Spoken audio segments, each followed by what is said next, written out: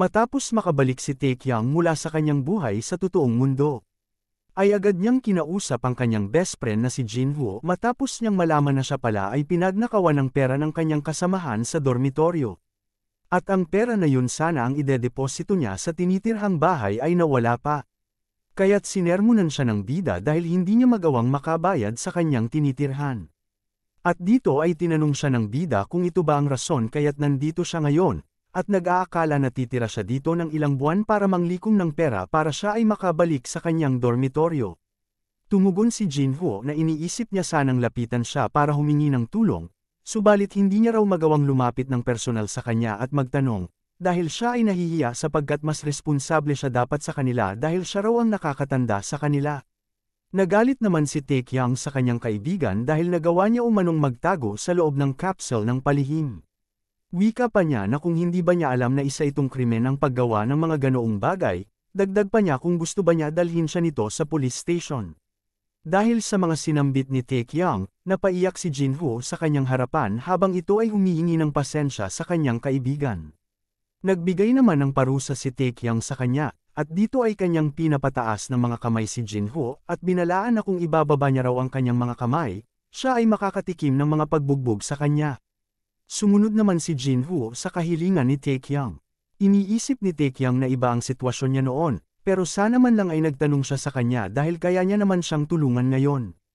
At kung iisipin, matagal na rin silang dalawa na naging magkaibigan, kaya't nagtataka si Taekyang kung iniisip ba ni Jinwoo na siya ay kanyang tanggihan sa sitwasyon niya. Dito ay napag-isipan ng bida ang balak niya na ipaalam sa kanyang kapatid at nanay ang bago nilang tinitirhang bahay pagkatapos ng exam ng kanyang kapatid. Kaya naisip ni Taekyang na may kaunting oras pa siyang natitira. Kaya't napagtanto niya kung dapat ba niya munang patirahin dito si Jinwoo ng kahit saglit. Samantala nakikiusap naman ang kanyang best friend kung maaari na ba niyang ibaba ang kanyang mga kamay. Gayunpaman, naisip ni Taekyang na ang bahay na ito ay ang kanilang bahay na puno ng mga memorya ng kanyang pamilya noong kasama pa nila ang kanyang tatay.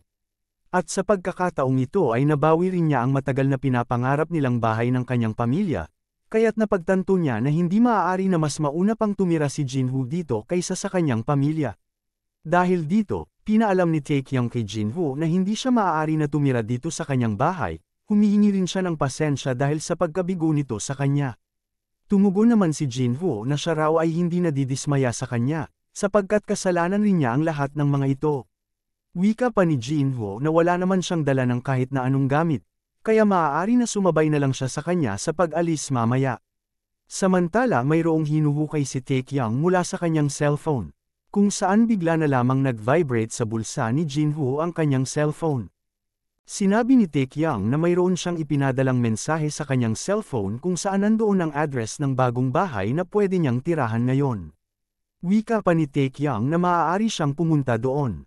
Samantala nagtataka naman si Jinwoo sa binigay niyang bagong matutuluyan. Sinasabi ni Taekyang na mayroong isang unit ng bahay na binigay ng kanyang guild sa kanya. Ngunit ito raw ay kanyang tinanggihan dahil iniisip niya noon na sobrang-sobra na ang mga ibinigay nito sa kanya. Ngunit napagdesisyonan rin niya na tanggapin na lamang ito. Namumulang nagpapasalamat si Jinwoo sa kanyang best friend na si Taekyang. Tumugon si Taekyang na ang kanyang kalagayan ngayon ay nasa maayos na.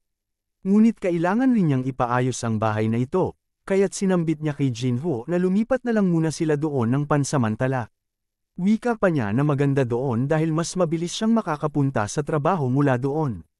Ikinatuwa naman ni Jinwoo ang pangyayaring ito, kaya't ninais niyang halikan si Taekyang sa kanyang pisngi dahil sa kasiyahan. Pero sinipa at tinulak siya ni Taekyang at sinabihan na huwag siyang magpakabakla-baklaan sa ganitong kaagang araw. Kaya't pinagsabihan niya si Jinwoo na mauna na siyang pumunta doon at tiyakin na malinis ang lugar na yon bago siya pumunta ng trabaho. Samantala, habang papunta si Taekyang sa kanyang trabaho, siya ay naipit sa kalsada na sobrang traffic. Dito ay naririnig ni Taekyang ang balita mula sa radyo ng taxi at nagbigay ng balita sa kanila na mayroong isang gate na lumitaw sa Janghongmayan, at ito'y nagresulta sa agarang kautusan para sa paglikas. Inihayag rin sa balita na ang mga hunter sa lugar na iyon ay nakikipagtulungan sa militar upang mabilis na maibsan ang sitwasyon, ngunit mayroon ng kabuuang 6 na kumpirmadong nasawi sa ngayon. Naiinis namang tumugon si Taekyang na napaka-sobrang lala na raw ng traffic tapos pati mga halimaw ngayon ay dumagdag pa sa problema nila. Dahil dito, siya ay nagtanong sa bida kung siya ba ay isang hunter, kaagad na tumugon si Taekyang na siya ay isang hunter.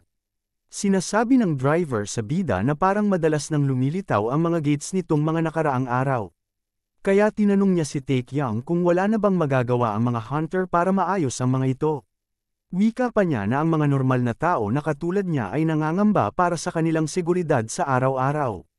Kaya't nag-aalala siya na naghayag sa bida na baka isang araw, ay bigla na lamang lumitaw ang mga gate sa parking lot ng kanilang apartment. At ito ay labis na nagbigay ng pagkakaba sa kanila. Sinabi rin niya na kahit na magtrabaho siya ng sobrang sipag bilang taxi driver, sobrang taas pa rin ang gastos para makatira sila sa isang ligtas na lugar. Tumugon si Taekyang na mayroon siyang punto sa kanyang sinasabi, kaya nagtanong ang bida kung bakit niya tinatanong ang lahat ng mga ito sa kanya. Inihayag ng taxi driver na walang sino man ang nakakaalam kung saan susulpot ang mga gates, kaya ito ay labis na nagbibigay ng pagkabahala sa kanya. Muling nagbigay ng balita sa radyo at nagpahayag na ang F-rank na gate na nabanggit kanina ay nagawang makontrol nila. Pagkatapos, kaagad na binuksan ni Taekyang ang salamin ng sasakyan upang tingnan ang nangyayari sa labas. Kaagad namang nagulat ang taxi driver at nagtanong sa bida kung ano ang kanyang ginagawa. Tumugon si Taekyang na siya ay maghintay na lang sa kanya dito ng ilang minuto. Habang sinusuri ng lalaki ang lamig na ibinubuga ng aircon, ay bigla na lamang siya may napansin na bagay mula sa labas. Kung saan ang isang sasakyan ay tumilapon sa taas ng ere at dito ay kanyang tinanong ang bida kung ano ang nangyayari. Wika pa niyang tanong kung mayroon bang aksidente na nangyari. Ilang sandali, bumagsak ang sasakyan sa sinasakyang taxi nila Taekyang. Samantala, lumipat ang eksena kung saan pinapakilala ang isang hunter na nagngangalang Hwang Chulso, at siya ay nasa 30 taong gulang. Dito ay inihayag na ang lalaking ito ay walang natatanging kakayahan sa labanan o kahit nasa pamumuno. Sapagkat nakakuha siya ng mataas na ranggo kung saan nagkaroon siya ng mataas na sahod kahit hindi siya nakikipaglaban sa maraming halimaw. Isa siyang hunter ng gobyerno na namamahala sa mga tauhan niya sa toll gate. At kahit pagkatapos ng pagkamatay ng Demon King na si Asmodeus, ang mga gate na dati ay lumalabas lamang ng isang beses o 2 beses sa loob ng 1 taon o 2 taon, ay biglang lumabas ng 3 beses sa Korea ngayong taon at naging usap-usapan sa buong balita. Subalit hindi siya ganoon kainteresado sa mga nangyayari. Ngunit nang marinig niya ang tungkol sa paglitaw ng ika-4 na gates, hindi na siya pwedeng magpabeya at maglaro ng mga laro sa cellphone tulad ng dati. Dahil ang ika-4 na gate na lumitaw sa toll gate ay ang gates na kanyang binabantayan. At ang mas masama pa ay ang halimaw na lumabas mula sa gate na ito ay isang ogre, isa sa pinakamalakas na halimaw sa loob ng B-rank na mga halimaw. At dito ay nagsimula ang pagkakagulo sa toll gates, kung saan ang ibang mga hunter ay namatay dito. At dahil sa tindi ng mga pinsala na tinamo ng kanyang mga tauhan, nagtataka na nagtanong ang kanilang team leader na si Hwang Chul kung bakit ang isang halimaw na ito ay may kapasidad na gumawa ng ganitong pinsala. Kaya't siya ay nababahala ng labis kung ano na ngayon ang kanilang gagawin. Kaagad namang tinawag ng isang babaeng hunter ang kanyang team leader at nagpahayag sa kanilang leader na huwag siyang panghinaan ng loob. Wika pa niya na kailangan lang nilang gawin ang lahat ng kanilang makakaya hanggang sa dumating ang mga reinforcements nila. Nagbigay naman ng pasasalamat si Hwang Chul sa pagbigay ng lakas na loob sa kanya. Ngunit habang nagsasalita ang babae ay bigla na lamang mayroong isang malaking bloke ng semento ang siyang itinapon sa babae, dahilan na magdulot ito ng agarang kamatayan niya kung saan nadurog ang katawan niya sa hinagis na malaking bato ng halimaw. Dahil dito, labis na nag-alala ang kanilang leader at nagimbal sa mga pangyayari. At dito ay galit na umuungol ang malaking halimaw sa kanilang harapan. Samantala, ang kanilang team leader ay nataranta at napatulala dahil sa takot na kanyang dinaramdam. Kaagad na tinuro ng tauhan sa kanyang leader at nagsabi na ang gates ng mga halimaw ay tuluyan ng nagbukas.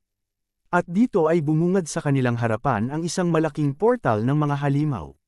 Kung saan ang ibang mga malalaking ogre na nagmula pa sa iba't ibang dimensyon ng mundo ay nagsilabasan sa gates na yon.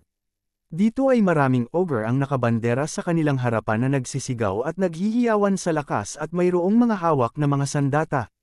Nanginginig ang mga paa ng kanyang mga tauhan na nagtanong sa kanilang leader kung ano na ngayon ang kanilang gagawin.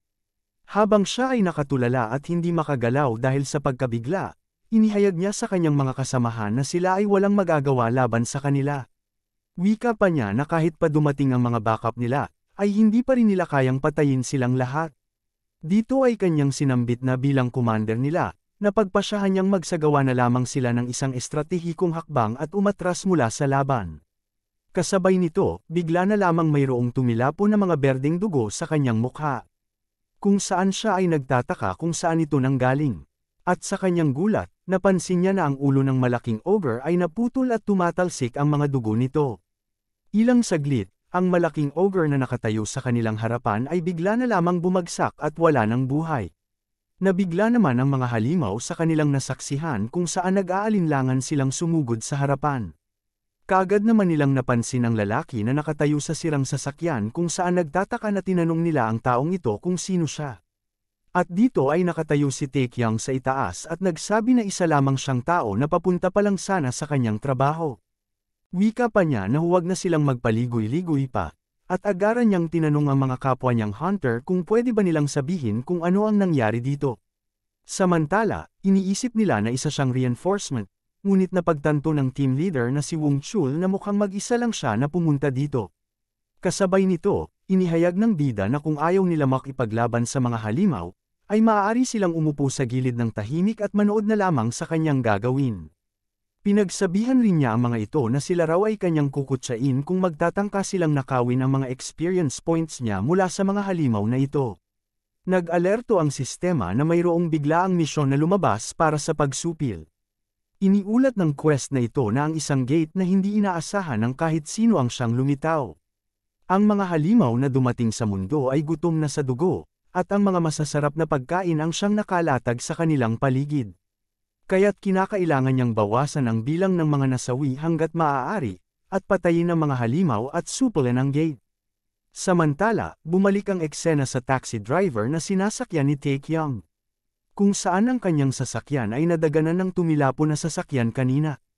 Sa puntong yun, agarang inatake ni Taekyang ang mga natitirang malaking halimaw na ogre at hiniwa nito ang kanilang mga katawan. At dito ay kinatay ni Taekyang ang mga matataas na level 80+ na mga halimaw ng walang kahirap-hirap. Patuloy niyang pinapatay ang lahat ng kanyang mga madadaanan na halimaw sa isa lamang na pag-atake. Sinasabi ni Taekyang na ang pagpatay sa kanila ay masyado ng madali, kung saan labis siyang nasorpresa dahil tila hindi na siya nahihirapan sa kanila. At ang huling beses na tumaas ang kanyang stats ay noong nilabanan niya ang Destruction Bloom Feast ng Mount Hwasek. Iniisip ni Taekyang na ang pagkontrol at pagsabog ng enerhiya mula sa pagbukas ng Conception at Governor vessels, pati na rin ang kanyang mga pandama ay labis na umunlad. At habang patuloy siya sa pag-ubos ng mga natitirang ogre, sinambit ni Taekyang na ang lahat ng kanilang mga galaw ay kanyang nakikita. Wika pa niya na ang tanging mayroon lamang sa mga hinayupak na halimaw na ito ay ang lakas lamang. Sa puntong yun, ramdam ni Taekyang ang pinagkaiba ng panibagong lakas na kanyang nakuha mula sa Mirim. Ilang sandali, nagawa ni Taekyang pabagsakin ang lahat ng mga halimaw nang hindi man nakatikim ng kahit anong galos sa kanyang katawan. Napansin ni Taekyang ang malaking level ng mga halimaw na ito kung saan siya ay nag-level up kagad. Dahil dito, napagtanto niya na tila yata nakakakuha siya ng maraming karanasan dahil mas mataas ang kanilang mga antas kaysa sa kanya. Samantala, napansin ni Taekyang na marami pang halimaw ang lumalabas mula sa portal. Kung saan siya ay naglalaway sa malaking halaga ng experience points na naghihintay sa kanya. Wika pa niya na parang isa itong malaking handaan ng mga experience points. Samantala, lumipat ang eksena sa lugar kung saan nandoon rin nakatayo ang building ng guild nila Taekyang. At sa oras na yun ay nandoon ang kasama ni Taekyang sa guild na si Hyukjun, kung saan siya ay labis na namangha sa kanyang nakita. Dahil bumungad sa kanyang harapan ang isang napakagandang gusali ng Peace Guild. Kaya't magkahalong saya at pagtataka na tinanong niya ang kanyang sarili kung ano ang nangyari sa lugar na ito. Wika pa niya na narinig niyang pina-renovate nila ang lugar na ito. At talagang sobrang laki ng pinagbago nito noong huli niyang makita ang gusaling ito. Kaagad namang nagsalita si Leader Choi Minwoo at nagtanong kay Hyukjun kung bakit nakatayo pa rin siya dito sa labas. Kaya't nagtataka niyang tinanong si Leader Choi kung paano niya nagawang makipag-usap sa kanya. Sapagkat wala siyang nakikita na kahit anumang bagay o device mula sa labas. Tumugon si Leader Choi na isa lang itong aparato na espesyal na ginawa para sa kanila ng isang kilalang pamilyang Italyano. Wika pa niya na mayroon itong mga abiso para sa pagsubaybay at kakayahang mahiwaga. Pagkatapos, kaagad siyang pinagsabihan ni Leader Choi na siya raw ay pumasok na sa kanilang gusali. Dito ay masayang binati siya ni Leader Choi Minwo sa bagong gusali ng kanilang guild. Nandito rin si Mr. Kim at bumabati sa kanyang pagdating. At ang panghuli na bumati sa kanya ay ang nag-iisang babae sa kanilang guild na si Miss Song. Ikinatuwa naman ni Hyuk-jun ang muli nilang pagkikita sa isa't isa. Kaya tinanong niya ang mga ito kung sila ba ay maayos na nakapagpahinga habang siya ay nasa kanyang bakasyon. Labis rin siya namangha sa kanyang nakita sa loob. Kaya't nagtataka siya kung magkano kaya ang ginastos nila sa pagpapaganda dito. Nagsalita si Miss Song na nagawa niya namang magpahinga mula sa bakasyon, ngunit medyo nainis lang siya ng bahagya dahil ang daming mga insekto sa kanyang bahay. Nagtaka naman si Hyuk-jun sa mga nabanggit niyang insekto, kaya tinanong siya ni Miss Song kung wala ba insekto sa kanilang bahay. Tumugon si Hyuk-jun na mayroong isa o dalawang insekto lamang ang kanyang nakita sa kanyang tinutuluyan. Inihayag ni Miss Song na ang dami raw insekto sa kanilang bahay dahilan na hindi na niya tuloy magawang maligo ng maayos. Dahil sa tingin niya ay parang pinapanood siya nito. Pinagtawanan naman siya ni Hyuk-jun dahil sa kanyang sinambit na ang mga insekto ay nanunood sa kanya, wika pa niya na siya raw ay magaling sa pakikipagbiruan. Dahil dito, pinag-usapan siya ng tatlo dahil tila walang alam si Hyuk-jun tungkol sa mga familiars. Kung saan ito ay ang mga insektong kinokontrol ng mga tao upang gawin nilang familiars, para magbigay ng pagmamanman sa mga taong gusto nilang subaybayan. Matapos nito, lumipat ang kanilang pag-uusap kay Taekyung, kung saan nagtataka si Leader Choi Minwo kung bakit wala pa dito si Taekyung. Nang mapansin ni Hyuk-jun na siya ay wala pa, nag-aalala siya kung ano kaya ang problema, sapagkat hindi pa kailanman nagawang malate ni Taekyung sa mga ganitong bagay noon. Wika pa niya na siya pa naman ang pinakasimple at makatutuhanang tao na nakilala niya. Iniisip niya na ang raid ay magsisimula sa loob ng 2 oras, kaya nagtataka siya kung may nangyari na sa kanya. Dahil dito, nagmungkahi si Hyuk-jun sa leader kung gusto ba niyang kontakin niya si Taekyung mula sa kanyang cellphone. Ngunit agarang itinuro ni Miss Song ang telebisyon kung saan napansin niya na nandoon si Taekyung sa isang balita. Dito ay inihayag sa isang balita na si Jin Taekyung ay isang bayani ng Tollgate. Ikinabigla naman ni Leader Choi Min-woo ang agarang paglalantad ni Taekyung sa isang telebisyon, at ganun rin ang naging reaksyon ni Mr. Kim sa kanyang nakita. Samantala, naguguluhan naman si Hyuk-jun sa kanilang mga sinasabi at tinutukoy, wika pa niyang tanong kung bakit hindi niya magawang marinig ang kahit na ano sa telebisyon. Kaagad namang pinalo ni Miss Song ang likod ni Leader Choi at inihayag na ang telebisyon ay walang sounds, kaya't pinagsabihan niya na taasan niya ang volume nito para marinig nila ang balita. Dito ay iniulat sa balita ang lahat ng mga nangyaring kaganapan habang tinatahak ni Taekyung ang kalsada papunta sa kanyang trabaho, kung saan nagawa niyang sumagip ng mga buhay mula sa mga halimaw. Wika pa ng bida sa balita na siya raw ay late na sa kanyang trabaho. At inihayag rin ni Taekyung sa balita na gusto niya lang sabihin na mahal niya raw ang kanyang pamilya pati na rin ang Peace Guild, wika niya na laking pasasalamat niya sa kanyang mga ka-guildmates. Matapos marinig nila ang lahat ng mga interview na ginawa kay Taekyung sa isang telebisyon, ay silang lahat ay natulala. Pagkatapos, agarang naguguluhan si Hyuk-jun sa tabi dahil hindi niya masyado narinig ang lahat ng mga ulat. Inihayag ni Miss Song sa kanila ni Leader Choi at Mr. Kim na si Taekyung raw ay trending ngayon sa Facebook at number 1 sa search bar. Ilang saglit, narinig nila ang malakas na tunog mula sa labas ng kanilang gusali. Kung saan si Taekyung ay hinatid sakay ng helicopter ng militar. Wika pa ni Taekyung na narinig niya na nagpaayos sila ng building. Pero hindi niya inasahan na ganito kaganda ang kinalabasan ng gusali. Tinanong naman ng driver ng helicopter kung ito ba ang tamang lugar na kanyang tinutukoy. Tumugon si Taekyung na ito raw ang saktong lugar na kanyang dapat napupuntahan.